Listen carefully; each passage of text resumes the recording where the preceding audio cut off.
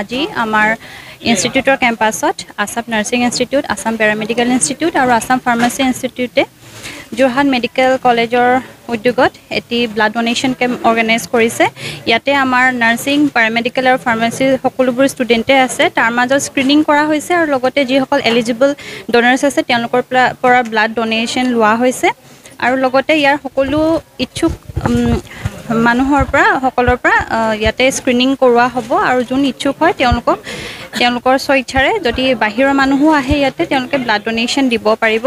Assam nursing institute, Assam pharmacy ইনষ্টিটিউটৰ যিজন main বিষয়ববীয়া মাধুৰ্য ৰাজখোৱা তেখেতৰ লগত আমি কণ্টেক্ট কৰিলোঁ আজি এসপ্তাহৰ আগত আৰু তেনেকৈ আমি আজি আহি ইয়াত উপস্থিত হৈছোঁহি যোৰহাট মেডিকেল কলেজৰ ব্লাড চেণ্টাৰৰ তৰফৰ পৰা। আমি আশা কৰিছোঁ আজি ইয়াত যিটো দেখিছোঁ মানে সহযোগিতা, আজি আমি মিনিমাম 50 ব্লাড ইউনিটছ ইয়াৰ পৰা কালেক্ট কৰিব পাৰিম বুলি ভাবিছোঁ। আচলতে প্ৰথম আমি সকলোৱে জনা উচিত যে আমি যিহেতু বহুত আজিৰ যুগত, আজি ভাৰততে হওক সমগ্ৰ বিশ্বতে হওক ৰক্তৰ অভাৱত বহুত পেচেণ্ট আজি আমাৰ ঢুকাবলগীয়া মানে জীৱন হেৰুৱাবলগীয়া হৈছে। তাৰ কাৰণে কি হয়, আমি এনেকুৱা মানৱতাৰ খাতিৰত আমি কিছুমান এনেকৈ আয়োজন কৰিলে আৰু সহযোগ যদি ৰাইজে কৰে এনেকৈ মানুহৰ আমি জীৱন দান দিব পাৰোঁ। এটা সামান্য এটা ৰক্তৰ কাৰণে মানুহৰ জীৱন হেৰুৱায় বহুতে।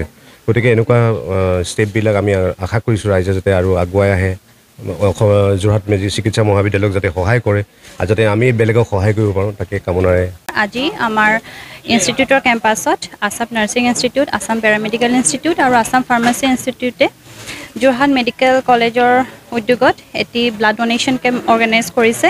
ইয়াতে আমাৰ নাৰ্ছিং, পেৰামেডিকেল আৰু ফাৰ্মাচীৰ সকলোবোৰ ষ্টুডেণ্টে আছে। তাৰ মাজত স্ক্ৰিনিং কৰা হৈছে আৰু লগতে যিসকল এলিজিবল ডনাৰ্ছ আছে তেওঁলোকৰ পৰা ব্লাড ডোনেশ্যন লোৱা হৈছে আৰু লগতে ইয়াৰ সকলো ইচ্ছুক